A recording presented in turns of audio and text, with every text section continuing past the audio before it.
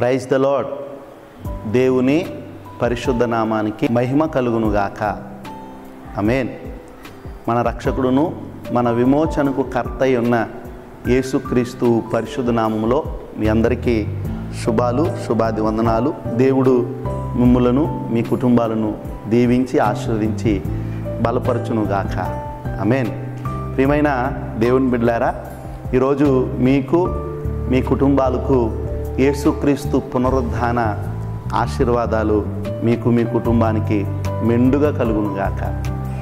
ఆమేన్. మీ అందరికీ ఈస్టర్ శుభాకాంక్షలు. దేవుడు మిమ్మల్ని దీవించునుగాక. చాలా సంతోషం. ప్రియమైన దేవుని బిడ్డలారా, ఈరోజు మరి ప్రతి క్రైస్తవుడు, క్రీస్తును నమ్ముకున్న ప్రతి కుటుంబం మరి చాలా సంతోషించవలసినటువంటి విషయం. యేసుక్రీస్తు ప్రభు మరణాన్ని గెలిచి తిరిగి పునరుద్ధానుడై తిరిగి లేచాడు. ఆయన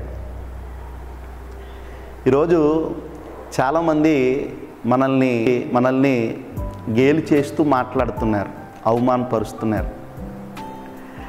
నీ దేవుడు గొప్పవాడైతే నీ పరిస్థితికి ఇలా ఉంటుందని అంటున్నారు. మీరు గొర్రెలరా అంటున్నారు. ఇంకా చాలా రకాలుగా మాటలతోనే కాదు, మరి చేతలతో కూడా మరి చాలామందిని, క్రైస్తవుల్ని, క్రైస్తవ సేవకుల్ని, క్రైస్తవ విశ్వాసుల్ని చాలామంది చాలా రకాలుగా బాధ పెడుతూ హింసిస్తున్నారు. అయితే ఈ దినాన్న మనం అందరం కూడా సంతోషింపవలసినటువంటి విషయం ఏంటంటే, సర్వ మానవాళి కొరకు భూలోకానికి వచ్చినటువంటి యేసుక్రీస్తు ప్రభు కూడా మరి మనకంటే ఎక్కువగా శ్రమలు పొంది, మనకంటే ఎక్కువగా మరి బాధపడి, మనకంటే ఎక్కువగా మరి ఈ లోకంలో ఏ మానవుడికి కలగని బాధ, ఏ మానవుడికి కలగని ఆ వేదన మరి యేసుక్రీస్తు ప్రభు అనుభవిస్తూ నీ కొరకు నా కొరకు సిలువలో వేలాడుతూ ఆయన ప్రాణాన్ని మన కొరకు దారబోసాడు. గమనించండి, ఒకసారి ఈ విషయాన్ని మీరు గమనించండి. యేసుక్రీస్తు ప్రభు ఈ లోకానికి ఎందుకు వచ్చాడు, ఎందుకు మరణించాడు, మరలా ఎందుకు తిరిగి పునరుద్ధానుడై లేచాడు అనే విషయాన్ని కనుక నీవు ఒక్కసారి కొంత సమయం తీసుకుని ఈ మాటలు వినగలిగితే కనుక నీ జీవితంలో దేవుడు నీ కొరకు సిద్ధపరిచిన ప్రణాళిక, దేవుడు నీకు ఏర్పాటు చేసిన ఆయన రాజ్యం నీకు సుస్పష్టంగా తెలియచేయబడుతుంది. ప్రియమైన దేవుని కుమారుడా, కుమార్తె, ఈ లోకంలో యేసుక్రీస్తు ప్రభు మరి లోకంలోనికి వచ్చి మనం పరిశీలన చేస్తే ఎన్నో అద్భుతాలు చేశాడు, ఎన్నో ఆశ్చర్యకార్యాలు చేశాడు. 12 సంవత్సరాల బాలికను, చనిపోయిన బాలికను తిరిగి లేపాడు. అలాగే ఒక పాడి మీద మోసుకెళ్తున్నటువంటి ఒక యవనస్తుని తిరిగి లేపాడు. చనిపోయి సమాధిలో పెట్టబడినటువంటి లాజర్ని తిరిగి లేపాడు. కానీ దేవుడు ఇన్ని అద్భుతాలు చేసిన వారు మరలా తిరిగి మరణించారు. యేసుక్రీస్తు ప్రభు ఇన్ని అద్భుతాలు చేసిన, చనిపోయిన వారిని తిరిగి లేపిన వారు మరలా మరణించారు. ఈ కారణాన్ని బట్టి మనం పరిశీలన చేస్తే ఈ లోకంలో పుట్టిన ప్రతి ఒక్కరూ మరణించటం అనేది ఆదాము అవ్వల నుండి మనకు సంక్రమించింది. అయితే ఇప్పుడు మరణించిన వారిని తిరిగి లేపడానికి, భూమి మీద ఉన్న వారిని కాకుండా ఆయన యందు విశ్వాసం ఉంచి మరణించిన వారిని తిరిగి లేపడానికి, మరణం యొక్క ముళ్ళును విరిచివేయటానికి, మరణం యొక్క బలమును కాళ్ళ కింద త్రొక్కివేయటానికి యేసుక్రీస్తు ప్రభు గొప్ప సంకల్పంతో ఈ భూలోకానికి రావటం జరిగింది. 2 తిమోతి 2వ అధ్యాయము 11వ వచనంలో ఆయన చక్కని విషయాన్ని చెప్పాడు. ఏంటంటే, ఈ మాట నమ్మదగినది. అపోస్తులుడైనటువంటి పౌలు గారు చెప్పినటువంటి మాట ఏంటంటే, 2 తిమోతి 2వ అధ్యాయము 11వ వచనంలో ఈ మాట నమ్మదగినది, మనము ఆయనతో కూడా చనిపోయిన వారమైతే తిరిగి ఆయనతో కూడా తిరిగి మనము బ్రతుకుదుము. ఆయనతో కూడా చనిపోవడం అంటే ఏంటి అని అంటే, మనం ఈ భూలోకంలో చాలా దినాలు మన జీవనాన్ని కొనసాగిస్తూ వచ్చాం, బ్రతుకుతున్నాం. అయితే యేసుక్రీస్తు ప్రభు వారిని మనం సొంత రక్షకుడిగా అంగీకరించి ఇంకా ఈ లోక సాంప్రదాయాలన్నింటినీ మనం విడిచిపెట్టేసి వ్యర్థమైన వాటి అన్నిటిని మనం పక్కన పెట్టి జాగ్రత్తగా వినాలి, దేవునికి విరోధమైన వాటన్నిటిని పక్కన పెట్టి మనం క్రీస్తుతో కూడా నడిచిన వారమైతే,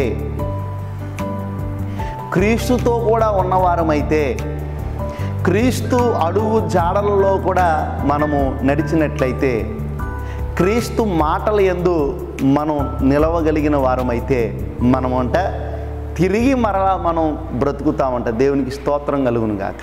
ఎంత గొప్ప విషయం అండి ఇది. మనం తిరిగి బ్రతకడానికి మనం ధనం ఖర్చు పెట్టనక్కర్లా. తిరిగి బ్రతకడానికి మనం చూడండి ఏవేవో పోగు చేసుకోని అవసరంలా. మనం తిరిగి బ్రతకాలి అంటే ప్రభు అయిన యేసుక్రీస్తు మార్గంలో మనం నడవాలి. ఆయన అంటాడు ఒక చోట, మృతుడినైతిని కానీ యుగయుగములకు నేను సజీవునై ఉన్నాను, మరణం యొక్క తాళపు చెవులు నా దగ్గర ఉన్నాయి. ఈరోజు మీరు ఆయన యందు విశ్వాసం ఉంచి మరణిస్తే, ఆయన యందు నమ్మిక ఉంచి మరణిస్తే మీరు భయపడవలసిన అవసరం లేదు. ఎందుకంటే ఆయన మనకు వాగ్దానం ఇచ్చాడు. ఆయన యందు మీరు మృతి చెందితే ఆయన యందు మీరు మరలా బ్రతుకుదురు. ఈరోజు యేసుక్రీస్తు ప్రభువును నమ్ముకున్నటువంటి బిడలైనటువంటి మీరు చాలా చాలా ధన్యులు. దేవుడు మిమ్మల్ని మరి ఆయన ఉన్నత రాజ్యంలో వారసులుగా దేవుడు చేయబోతున్నాడు. కాబట్టి ఈ లోకంలో మనం ఎలా బ్రతకాలనేది ఒకసారి జ్ఞాపకం చేసుకోండి. మన తోటి మనుషులను చూసి, మన ఇరుగు పొరుగు వారిని చూసి, లేకపోతే వారి సంప్రదాయాలను చూసి మనం బ్రతకాలని, మనం జీవించాలని మీరు అనుకుంటా ఉంటే అది పొరపాటు. నువ్వు ఎవరిని చూసి బ్రతకాలి అని అంటే నీ కొరకు ప్రాణం పెట్టిన యేసుక్రీస్తు ప్రభు వారిని చూసి మాత్రమే నువ్వు బ్రతకాలి. ఆయన చెప్పిన విషయాల మీద నమ్మిక ఉంచి మాత్రమే నువ్వు బ్రతకాలి. ఆయన యందు నీవు నిలకడగా నిలిచి నడిచి ఆయన యందు ఆయన అడుగుజాడలలో నీవు ఉండి నువ్వు బ్రతికితే నీవు మరణించినను తిరిగి లేపుతానని దేవుడు వాగ్దానం ఇస్తున్నాడు. ఈ క్షణికమైనటువంటి ఈ జీవితంలో, ఈ చిన్నదైనటువంటి ఈ జీవితంలో ఆయుష్ ఏ సమయాన మన నుంచి మన బ్రతుకు ఏ సమయాన ఎలా మారుతుందో తెలియని ఈ సమయంలో మనం ప్రభువుని కనుక ఆశ్రయించగలిగితే, ప్రభు పాదాల దగ్గరికి మనం వెళ్ళగలిగితే, ఈ లోకంలో కొంత సమయం కొన్ని రోజులు శ్రమ ఉండొచ్చు, కానీ మన కొరకు దేవుడు సిద్ధపరిచిన ఆ నిత్యరాజ్యంలో మనకు ఆనందము సంతోషం ఉంటుంది. దేవుడు పునరుద్ధానుడై తిరిగి లేచాడు. ఈరోజు చాటించు నువ్వు ప్రతి వీధిలో, నేను నమ్ముకున్న నా దేవుడు సజీవుడు, నేను ఆశ్రయించిన నా దేవుడు సజీవుడు, నన్ను పిలిచిన నా దేవుడు సజీవుడు, ఆయన మహా గొప్పవాడు, ఆయన మరణాన్ని జయించి తిరిగి లేచాడు. నేను నా కుటుంబం కూడా ఏదో ఒక దినాన్న మేము చనిపోయినను తిరిగి లేపగల సమర్థుడు నా రక్షకుడైన నా యేసుక్రీస్తు ప్రభువుని నువ్వు ధైర్యంగా ఈ మాట ప్రతి ఒక్కరికి తెలియచేయాలి. ప్రియమైన దేవుని బిడ్డలారా, చాలామంది ఈ లోకమే శాశ్వతము, ఈ లోకంలో ఉన్నదే మరి మనది, ఈ లోకంలో ఉన్నదంతా మనం అనుభవించాలనేటువంటి తాత్పర్యాలతో చాలామంది ఈ లోకానుభవ ఆశలలో మునిగిపోతున్నారు.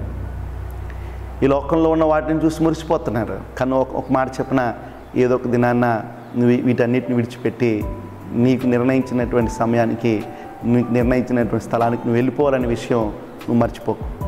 ప్రియమైన దేవుని బిడ్డలారా, యేసుక్రీస్తు ప్రభు ఈ లోకానికి వచ్చి మరణం యొక్క తాళపు చెవులను ఆయన స్వాధీనంలోకి తీసుకుని, ఇప్పుడు ఆయన యందు విశ్వాసం ఉంచిన వారు ఆ మరణంలోనికి వెళ్ళినప్పుడు మరలా ఆయన మరణంలో నుండి తిరిగి జీవింప చేయటానికి మనకు ఆయన దేవుడిగా ఈ లోకానికి మనకు ఆశ్రయంగా ఈ లోకానికి ఆయన వచ్చినాడనే విషయాన్ని నువ్వు మర్చిపోకు. కాబట్టి ఈ పునరుద్ధాన దినం దేవునిలో ఆనందించడానికి, దేవునిలో సంతోషించడానికి నీవు నీ కుటుంబం రోజు ప్రభుతో కలిసి గడపండి. ప్రభు ఆత్మ మీలో నివసించి మీరు ప్రభులో నివసించి ఈ లోకంలో ఉన్న వాటన్నిటినీ, నేత్రాశ, శరీరాశ, జీవటం వాటన్నిటినీ మీరు జయించి ప్రభుతో కలిసి నడవండి. ప్రభు నిన్ను యుగయుగములకు సజీవునిగా, సజీవురాలుగా మిమ్మల్ని, మీ కుటుంబములను లేపునుగాక. ఆమేన్. మీ అందరికీ నా వందనాలు. మరొక మారు ఈస్టర్ శుభాకాంక్షలు తెలియజేస్తున్న దేవుడు మిమ్మలను, మీ కుటుంబాలను దీవించి ఆశీర్వదించి బలపరచునుగాక. ఆమేన్. మీ అందరికీ వందనాలు.